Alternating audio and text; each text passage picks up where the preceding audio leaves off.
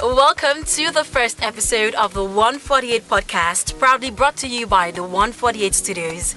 My name is Heaven, and I will be your host for this episode, and many more to come. One thing is certain, on this podcast we will have conversations that shape our society as a collective, broaden our perspective, challenge the norm, and interrogate already existing narratives. Safe to say that on this podcast, we will be bringing balance and order to society while entertaining, informing, and educating the public. So grab your popcorn, call a friend to call a friend. We are about to have a ride. And do not forget to follow us on all our social media platforms so that you do not miss another episode. So today on the show, I'll be co-hosting with a broadcast journalist, media personality par excellence, one whose reputation precedes her, the Alicia Johnson, aka Exceptional Lady. I'm feeling so high. Wasn't that too much for me? It wasn't. I mean, you paid your dues. You have. Oh, thank you so much, Heaven. How are you doing? Very well, thank you. You're looking radiant as always. And I was going to tell you, the festivity looks really good on you. It's Jesus' birthday. We came prepared. Okay. That's great. So I'm particularly excited about this episode because we're going to talk more about the stories that happen behind the scenes. Mm-hmm. You know, everyone has a story to tell. Definitely. And then what we make out of the story and how we choose to fight is what makes us worth celebrating. And I'm just excited about the guests. But let me not let the cat out of the bag. Well, in the words of a wise woman, everyone has a story, and it all depends on how you tell the story. So much to unpack on the show today. We'll go on a quick commercial. When we come back, there's more to talk about. Just stay with us.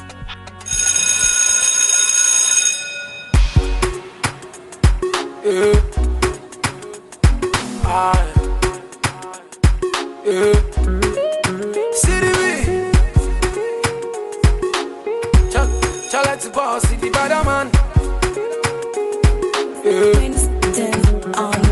I've been searching for a perfect kind of match. When the sun goes shine, we go strong like stars. Hey, even you go for far away, me and you go to play. Baby girl, no replay. Yeah. If not to color the punch, you my face is here. If not check it punch, you my base is here. I fight for you until the coast is clear, baby. A warm welcome back. Still the 148 podcast. Alicia Johnson in the studio and Heaven Ita as well. Well, guests, if you did see our flyers circulating social media, you should know already who we'll be talking about on the show today. He is a crossover-born international musical sensation, one whose reputation precedes him. It's not possible to be in Calabar and not know who we're talking about. Alicia. Yes, pay these dues. Definitely. He is the CEO of the CDB Nation, businessman, entrepreneur. Ladies and gentlemen, in the studio with me right about this moment is the one, the only Challex, the boss. Hi, Challex. Hi. Why did you say that so? That's true. Welcome to the show. So good to have you here. Thank you. How are you feeling? I feel good. How are you feeling about the festive period? I was busy, so it's been back and forth and stuff. Regardless, it's all signed. Amazing. So should we expect anything from the Challex the Boss brand this period? It's just performing everywhere. Oje, Everywhere you go. I can't actually put up anything right now because multitasking alone serves so much. So, I just perform from January, I think. A lot of things will come. Okay, so we'll get to talk about the multitasking much later because it seems like you're doing so much besides music, and we'll get to talk about that later. But let's start from the basics. There's so much to unpack on the show today, so much actually, because the Challex the Boss brand is something that has been here for such a long time. You have paid your dues, you have leave a mark in the sands of time, especially in Cross River State and South, and even gone across borders. But before we get to talk about the enigma that is Challex the Boss that everyone celebrates, let's talk about Charles. The Charles growing up, the one who nobody knew. What was it like growing up? What kind of family? Where did you come from? Let's talk about that. I come from a very humble family though. Family of four, I'm the last child. And we grew up from the barracks. say that was a police officer. We just grew up there, trying things, football and every other thing. The music came in as well, so nothing really serious there. It's just me growing up around things that, bring out things in me talent-wise. So at what point did you decide that you wanted to do music? I wasn't even doing music, I was doing football. I still do football very well. And then you decided to do international. I was even dancing that year. He's multi-talented. Yeah, I was dancing, but then again, I felt like I needed something, stronger. So I just met my friends singing. I started singing with them. Music, I think I learned. Oh. Really come from. Probably did somewhere. Obviously, everybody's born gifted. Yeah. Some people never open their parcel. So maybe at some point I opened the musical parcel.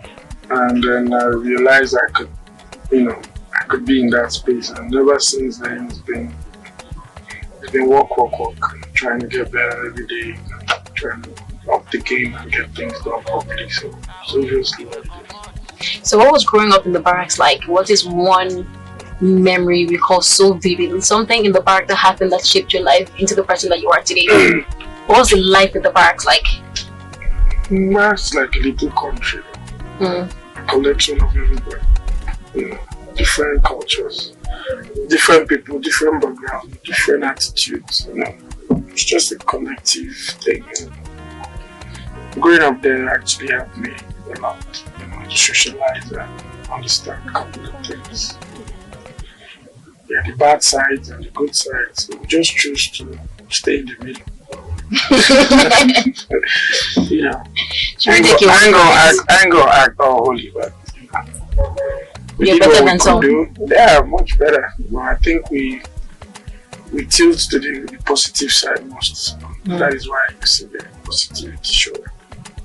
So the drilling, the discipline. Hey, come here. What was your father like? That was my dad, though. Every father really understands what it is, because sometimes you do not understand what life is as kids.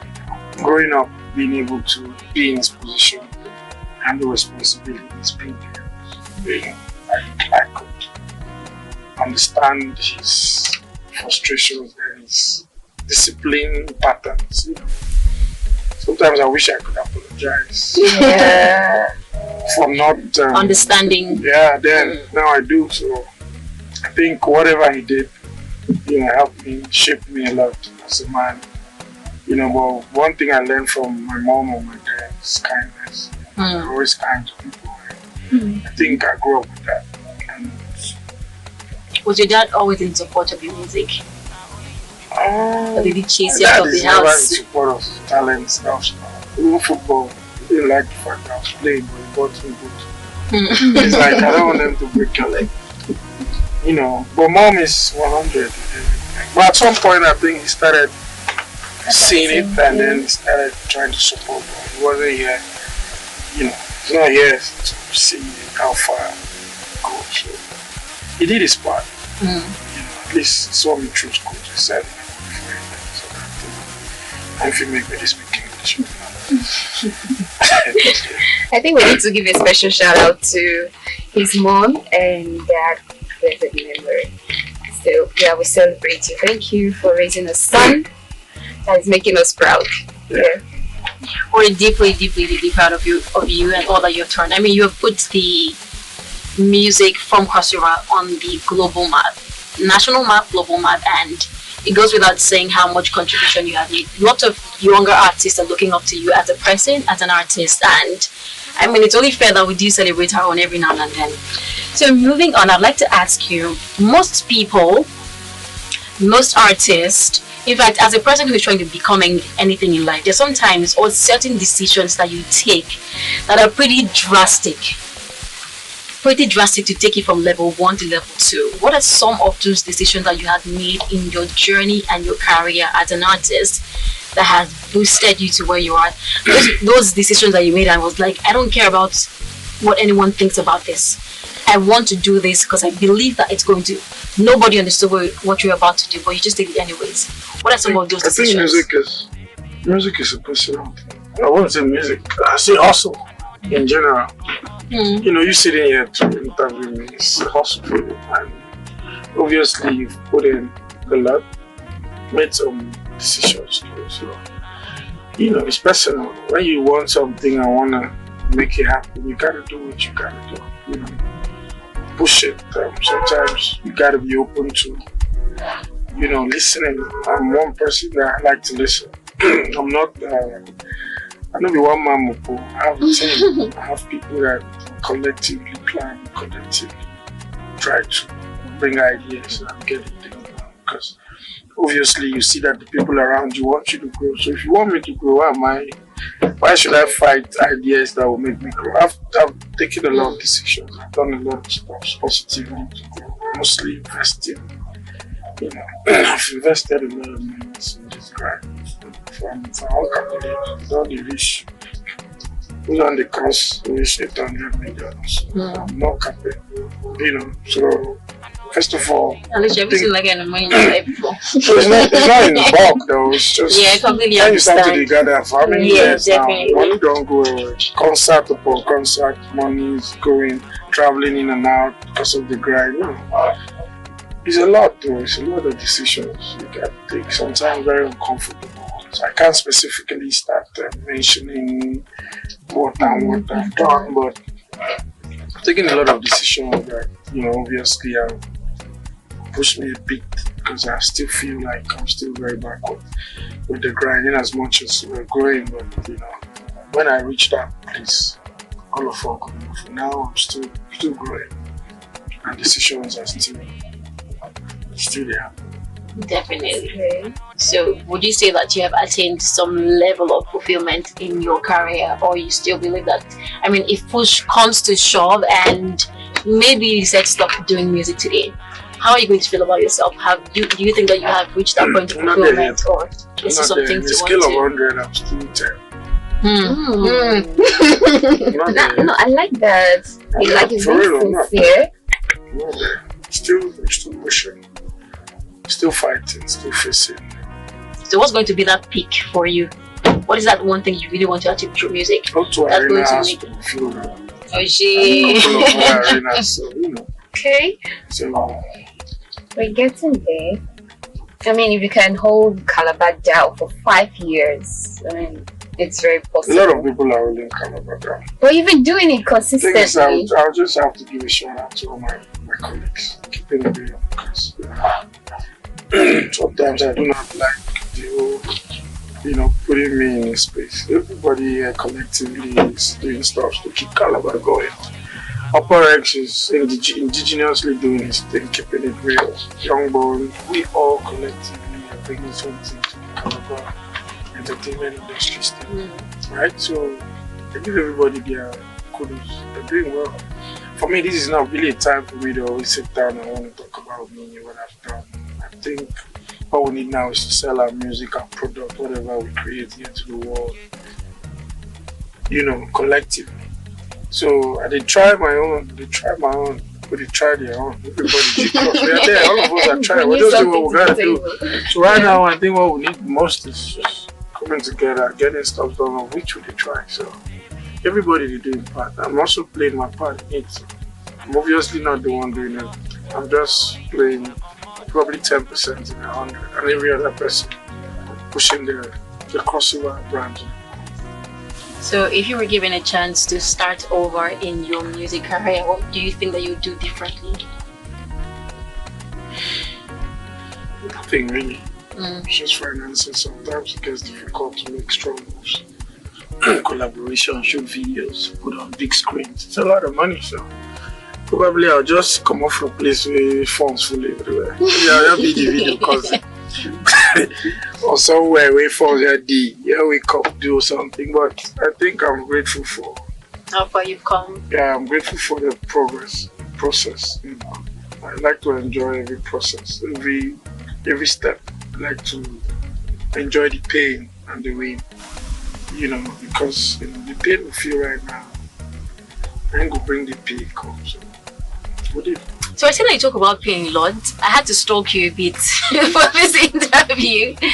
So I went through your socials and I saw that you're a very inspirational writer. every now and then you just drop one or two to motivate people, to inspire them. And I see that you talk about pain a lot, how that it has probably shaped you into the person that you are.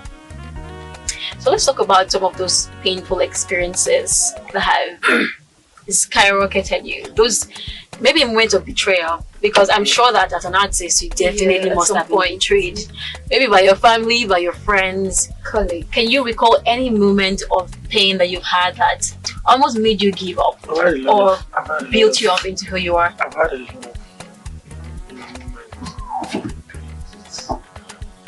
of normal things.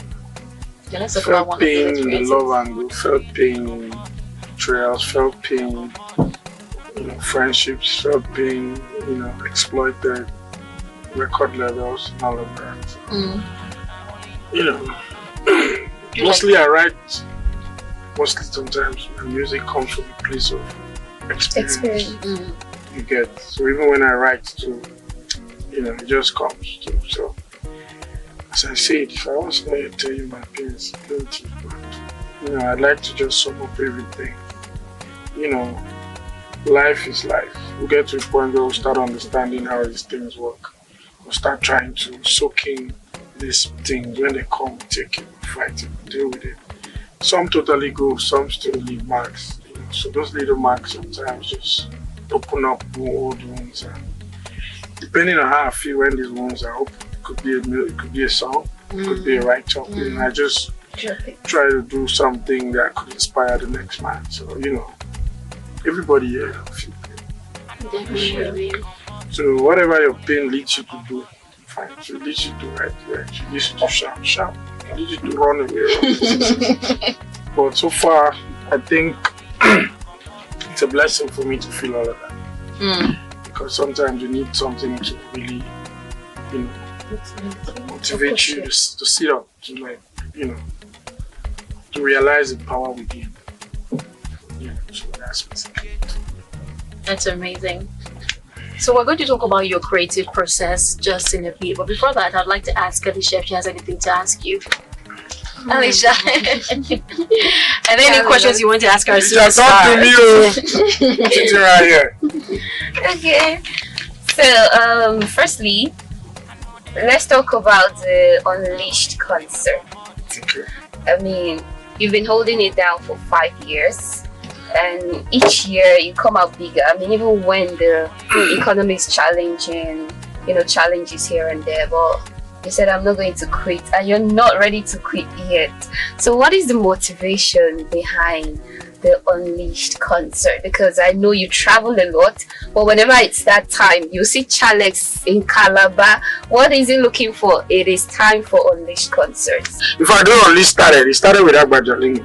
So remember when he was released from prison, he called me. We're in his office, I sent the man, we're just planning, Baba the Ginger, Charlie, to do a concert. So that was where we had the Unleashed idea, right? But moving forward, I felt like, man, it's just a way for me to gather my fans, family, friends, leaders, and just have a good time, perform, because I obviously won't come to your show and sing like 8 songs. Yeah. So when I'm on your show, I'll just do a bit, 2, 3, 4, and not too many creativities on it. So my concert, gives me that opportunity to unleash every year. We just have to do something different. It has to be bigger and better from the previous. So, and so far so good. God has been merciful. We've been going from strength to strength. Built the community around it on this. So it's been a good one. Brought in artists, a couple of artists. Home based, outside, anywhere. Got people coming in. Unleash also helps to create job opportunities because obviously everybody on the Unleash concert is paid. That is us bringing income into the state, people traveling, pay for hotels. Economically, it makes sense. Okay. Alright, still on that, if you mentioned earlier that you're just 10% out of 100. So if you are, of course, we're very sure that the coming years are going to be very amazing, and then you're up there at 100. Okay. Will you still bring down the concert? I would have stopped doing Unleash in Calabar if I wanted to. I'm in a more better environment, a more better creative space, right? I think being in America has actually opened my eyes to a lot of things. I'm in a space where I don't even need to come back. Even if I want to come back, I'm never supposed to come back to Calabar. You get so. Yeah. I love the city, and I know we have very untapped things here that if we do not, keep it burning and go sleep, we cannot be relying on government for only Christmas festivals. What happens to the other months?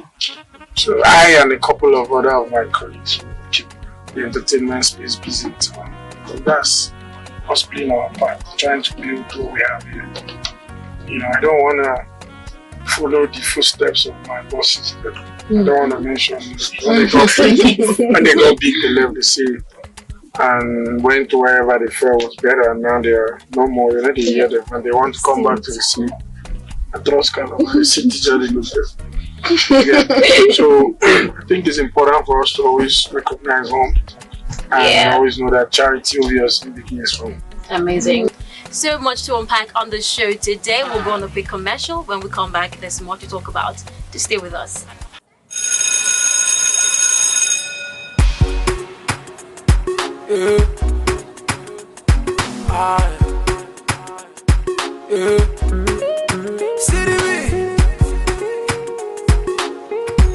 Challex boss, the bad man.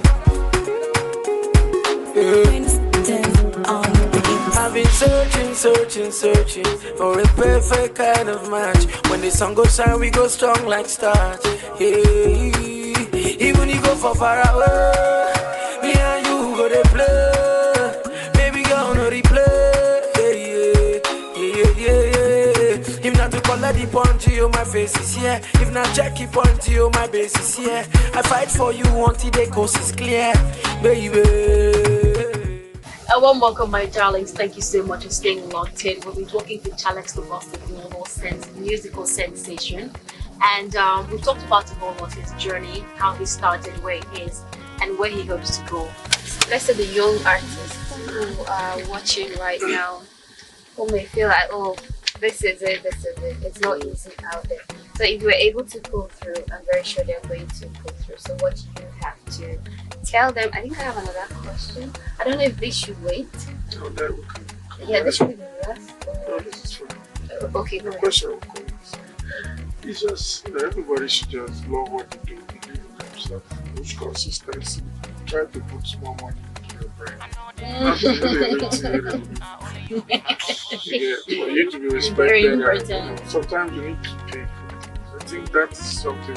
Yes. Okay, guys, that's as far as we go on the podcast for today. Hope you had a great time because I did. And Mr. Johnson, do you have any final words? Well, thank you so much for being part of this first episode. And don't worry, this is just a tip of the iceberg because we have a lot in store for you. So keep it low. So before I go, I know I'm on that. Thank you guys for having me. It's a privilege for me to be here. Being the first person to play the podcast. I really appreciate it. Shout out to the management. Shout out to my friend for putting out this whole thing. It's very, very, very, very, very sharp. So you guys keep watching this space. A lot is coming. I may just open the door, but obviously my guys are coming in internationally, worldwide. This is the next big podcast. Okay. And it's South.